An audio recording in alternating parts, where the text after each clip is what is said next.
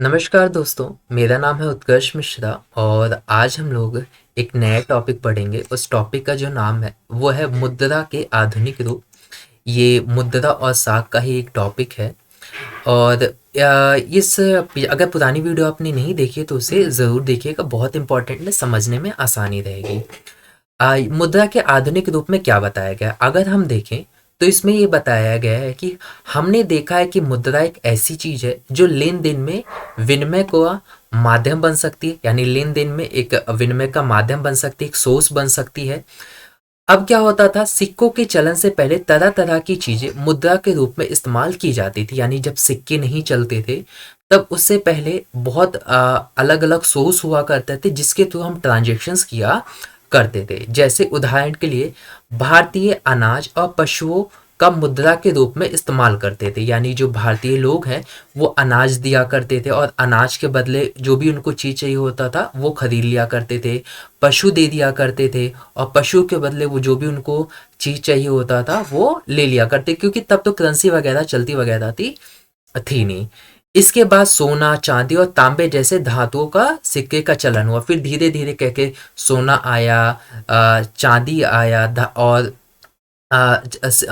सोना, चांदी, तांबा, ये सिक्के आए। फिर इसको हम सिक्के, सोने के सिक्के दे देते थे और उसके बदले जो भी हमें उस सोने की जो भी वैल्यू वगैरह होती थी उसके बदले हमें सामान मिल जाता था। फिर चांदी, तांबे जो जिसकी जो वैल्यू हुआ करती थी उस वक्त उसके हिसाब से हमें सामान मिल जाता था। तो कहीं ना कहीं ये थोड़ा ईजी है। अब अगला क्या होता है, अब हमारा जो है अगला जो टॉपिक आता है वो आता है करेंसी। इसमें तो इतना ही बताया गया है कि पहले क्या ट्रांजेक्शन कैसे हुआ करते थे। मुद्रा के आधुनिक रूपों में करेंसी, कागज के नोट और सिक्के शामिल है। और आज की जो आधुनिक करेंसी है उसमें क्या है, कागज का नोट है जो आपने देखा होगा, और उसमें कुछ सिक्के हैं। और सिक्के भी वो कैसे हैं, स्टील के सिक्के होते हैं। स्टील का एक टाइप होता है, उसका एक उसके सिक्के बनते हैं। जैसे जो स्टील होते हैं, स्टील की भी अलग अलग वैरायटी होती है, तो उसी में से कोई वैरायटी है जिससे सिक्के बनते हैं स्टील के। वे चीजों जो पहले मुद्रा के रूप में प्रयोग की जाती थी उसके विपरीत आधुनिक मुद्रा बहुमूल्य धातु जैसे सोना, चांदी और तांबे के बने सिक्कों से नहीं बनी है। अब क्या होता है, इसमें ये बताया गया है कि जो पहले के जो सिक्के हुआ करते थे उनकी कीमत हुआ करती थी, जैसे सोना से बने होते थे, चांदी से बने होते थे, तांबे से बने होते हैं। लेकिन जो अब के जो सिक्के हैं वो तो स्टील के बने होते थे, कागज के बने हुए थे। और कागज का क्या ही यूज है। और अनाज और पशुओं की तरह वो रोजमर्रा की चीजों भी नहीं है कि जैसे अनाज है, अनाज खाने में यूज हो जाता है। पशु हैं, पशु दूध का यूज कर लेते हो, हम उसे पालते हैं, उसका यूज हो जाता है। लेकिन कागज का नोट हमें कैसे खाने में यूज कर पाएंगे? कागज के नोट को हम पाल भी नहीं सकते। और कोई वो जो कागज का जो नोट है वो उतना इम्पोर्टेंट भी नहीं है। कहने का मतलब कोई इम्पोर्टेंट धातु, कोई एक ऐसी इम्पोर्टेंट चीज नहीं है जो आधुनिक हमारी मुद्रा है। तो आधुनिक मुद्रा का इस प्रकार का कोई अपना कोई इस्तेमाल नहीं है। तो इस जो आधुनिक मुद्रा है,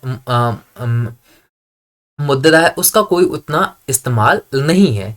फिर इसे विनिमय का माध्यम क्यों स्वीकार किया गया? फिर फाइनली लोगों ने इसे एक्सेप्ट क्यों किया कि चलो इसके बदले हम ये ले। पहले तो एक लॉजिक बनता है कि पहले की चीजें की जो कीमती हुआ करती थी, गहने बना लो, उससे उसका एक वैल्यू हुआ करती थी, अनाज की कीमत हुआ करती थी, पशुओं की कीमत हुआ करती थी। लेकिन एक कागज के नोट की क्या कीमत है?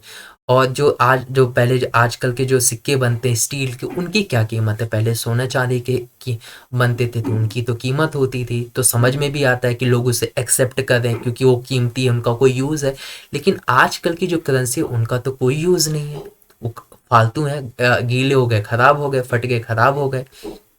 तो कोई देश उसे कैसे एक्सेप्ट करता है? तो रीजन है क्योंकि किसी देश की सरकार इसे प्राधिकृत करती है, यानी उसको ऑथोराइज्ड करती है। यानी हमारी देश की जो सरकार है, जो गवर्नमेंट है, उसने उसको बता रखा है कि इट इज वैल्यूएबल, ये कीमती है और इसके थ्रू आप ट्रांजेक्शन कर सकते हो। तो इस वजह से ट्रांजेक्शन हो रही है। दूसरा पॉइंट ये कहता है भारत में भारतीय रिजर्व बैंक केंद्रीय सरकार की तरफ से करेंसी नोट जारी करता है। यानी भारत के अंदर जो नोट छापने का काम करता है वो कौन करता है? भारतीय रिजर्व बैंक। और अपने मन से नहीं करता, जो केंद्रीय सरकार होती है वो उसको कहती है कि देखो अब इतने नोट छाप दो। और भारतीय रिजर्व बैंक अगले दिन नोट वो छाप देती है उसके कहने पे। अब से ये सवाल आपके मन में उठता होगा कि अगर हमारी ही भारत की जो बैंक होती है, रिजर्व बैंक होती है, वो अगर नोट छापते हैं, भारत के अंदर ही अगर नोट छपते तो ऐसा क्यों नहीं करते कि हम सारे बहुत सारे नोट छाप देते हैं और लोगों को डिस्ट्रीब्यूट कर देते हैं, गरीबी एकदम से ख़त्म कर देते हैं। पर ऐसा नहीं किया जा सकता। और क्योंकि अगर हम बहुत सारे नोट छाप देंगे, अगर मान लीजिए आप ही हो और आपको गवर्नमेंट 10 करोड़ रुपए दे दे, इमेजिन करो, तो क्या आप काम करोगे? नहीं करोगे। सेम इसी तरीके से अगर जो गवर्नमेंट है नोट बहुत सारे छाप दिए जाए तो लोगों के पास तो बहुत ज़्यादा पैसा हो जाएगा, तो काम कौन करेगा? और अगर कोई काम करेगा भी तो उसकी कीमत बहुत ज़्यादा बढ़ जाएगी। इट मीन्स कि जाहिर सी बात है आपके पास भी बहुत सारे पैसे की कमी नहीं है, भारत के किसी भी पर्सन के पास पैसे की कोई कमी नहीं है, बहुत ज़्यादा पैसा है। तो कोई भी चीज़ अगर उनको खरीदना होगा तो उसकी वैल्यू बहुत ही ज़्यादा बढ़ जाएगी। कहने का बेसिकली डाउन होती है, लेकिन टेक्निकल टर्म में डाउन हो जाती है, लेकिन आमतौर पे हम इसे कहते हैं बढ़ गई है। जैसे फॉर एग्जांपल एक बोतल खरीदना रहेगा, मैं कहूँगा कि एक ही बोतल है तो मैं उसमें, क्योंकि मेरे पास तो बहुत सारे पैसे, मैं कहूँगा 10 लाख रुपए में मुझे दो, तो आपके पास में इससे भी ज़्यादा पैसे, आप कहोगे 20 लाख में, मैं कहूँगा 40 लाख में आपको। अब देखो इतना ज़्यादा पैसा, वैल्यू तो बढ़ गई ना, लेकिन एक्चुअल में क्या है, वैल्यू की, पैसों की कोई कीमत ही नहीं है।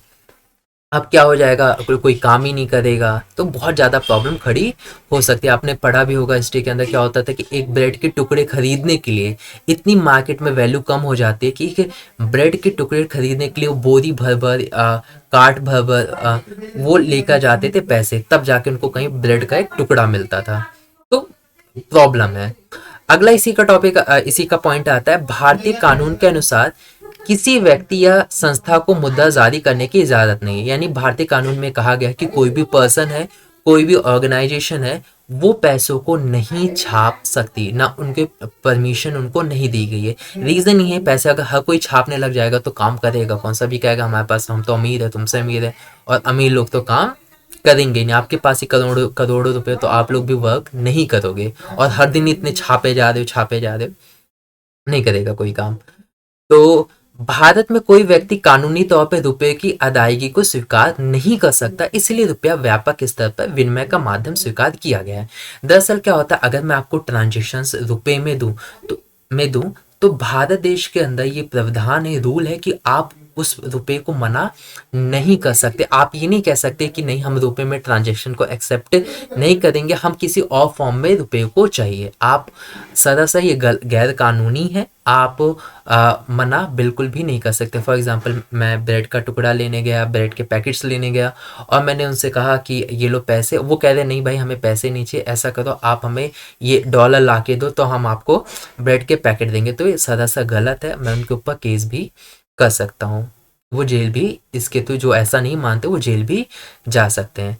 तो आप ये समझ गए होंगे कि आजकल की जो करेंसी है वो उनकी वैल्यू क्यों है, कौन छापता है। एग्जाम में ये पूछा जाता है कि जो नोट है वो कौन छापते हैं। तो ये तो एग्जाम में ये सब पूछा जा सकता है, और पहले कैसे होती थी ट्रांजेक्शन्स, अब कैसे ट्रांजेक्शन्स होती है, ये तो समझने के लिए मेनली तो यही पूछा जाता है। अगला जो टॉपिक होगा वो भी बहुत ही ज़्यादा इंपॉर्टेंट होगा, तो उस वीडियो को भी ज़रूर देखिएगा। और आज की वीडियो तो यहीं पे ख़त्म होती है। कमेंट करके ज़रूर बताइएगा कि कैसा लगे हमारी वीडियो। ठीक है, मिलते हैं आप लोगों से नेक्स्ट वीडियो में।